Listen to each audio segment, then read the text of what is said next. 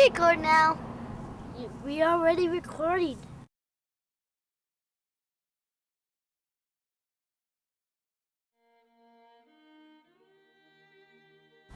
Action.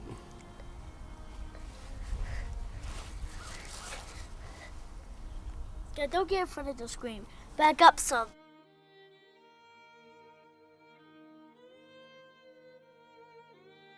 Can you say whatever you want? Yes. I know something that is very, very important.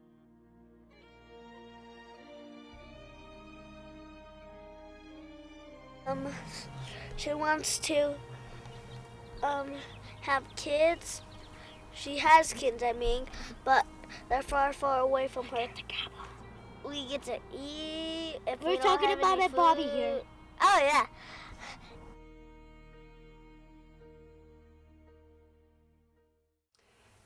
I had been out in Denver for about a day, not quite a full 24 hours yet, when I got a phone call from someone in Goodland. Well, actually, the person that had been watching my daughter, saying that someone came and picked my kids up. And I said, "What do you mean someone came and picked my kids up?" And she said, "Well, you know, somebody said that you had just abandoned your kids and took off to Colorado." And so I got off the phone with her and immediately called my mother-in-law and asked her what the heck was going on. What was this talk about me abandoning my kids? And she then told me to no longer call her house, that if I had anything to say, that I could call the district attorney or contact SRS, and which is Social and Rehabilitation Services, to find out what was going on with my children. At this point, a voice message came through on my sister's phone. Like I said, I'd been here less than a day, so I obviously didn't have a cell phone and all of that stuff. The contact numbers I had left were my sister's number and my mother's home phone. So I got a voicemail on my sister's cell phone from the deputy sheriff back in Goodland telling me to get in contact with him. So I did. And he told me that yes, indeed, my children had been picked up because they had been reported as abandoned, and that all three of my kids were in protective custody, and I would be hearing from the district attorney as to when the court date would be.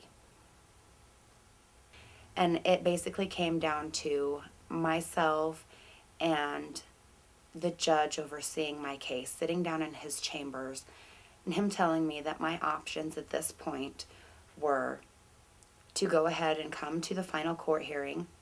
According to him, would mean that not only would I not get my 3 children back that were involved in this case, but in the future, if I were to ever have any more children, that they would be immediately removed from me at birth, meaning that I would be terminated of any parental right ever in the future, or I could sign them over and I would still lose these children, but any future children, I would not be involved.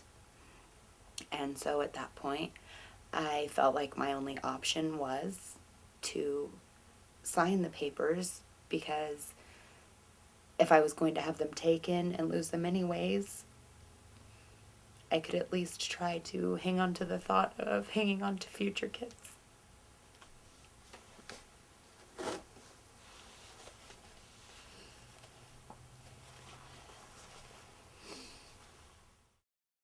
I was never found as an unfit mother, ever.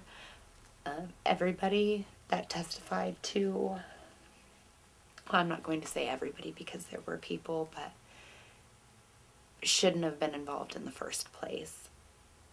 But I was never found an unfit mother, no. Everybody has said what a wonderful mother I was, how well behaved my children were, and how well taken care of they were. Even the sheriff that took the kids said that they were perfectly well cared for and there was no reason for them to be taken. Well, I left Goodland to come to Denver to be with my mom while she was sick. My sister called me. I remember I was at work and I got a phone call saying that Mom was doing much worse.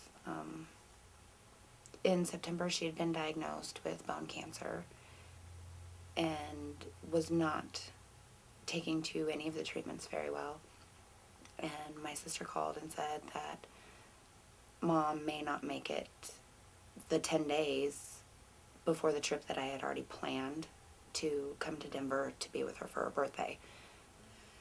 The reason I didn't bring my kids, there were two main reasons that I did not bring my children with me to Colorado when I came to be with Mom.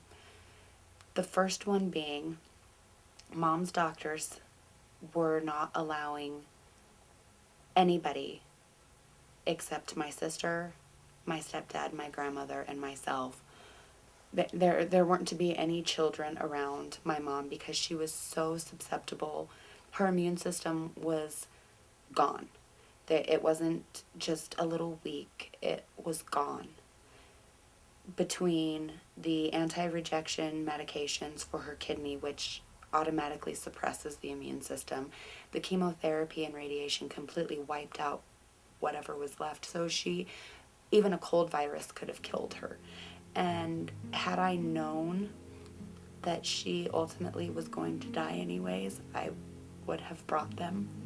Last, I would say, month was very difficult to watch. I watched my mother go from a beautiful 43-year-old woman to what appeared to be a completely emaciated old woman. She didn't even look like my mother anymore. She was in and out of, I'll call it reality. I'm not sure where her mind was a whole lot. I remember the morning that she passed away. I remember being in the middle of Home Depot and all four of our phones all of a sudden saying we had missed calls and voice messages. And we all just looked at each other and knew. Yeah, unfortunately, it seemed like the four most important people in my world were all gone at the exact same time.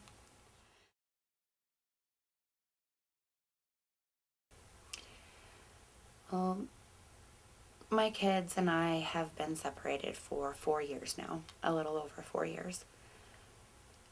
And the first 2.5 years, I honestly didn't think there was anything that I could do to get them back.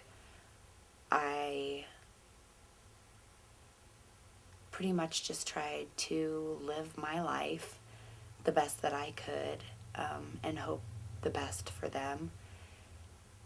Since then, after the 2.5 years, I have realized that there are some serious issues with the case, and I have friends behind me now that are doing everything they can to help me figure out what things I can actually pursue, as far as the ways that I was wronged, the contradictions in the case,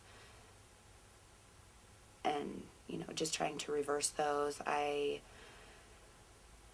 have spoken to several attorneys. They're the majority of who don't even want to touch the case because it is so sticky and complicated. My daughter has since been adopted. That's another complication to it. My boys somehow were returned to their father. I have started going to school.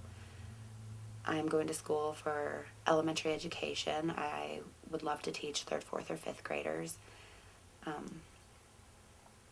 Basically, all I can do right now is do the best that I can to better myself and make a great situation for the day when somebody finally decides to take my case and bring my kids back home.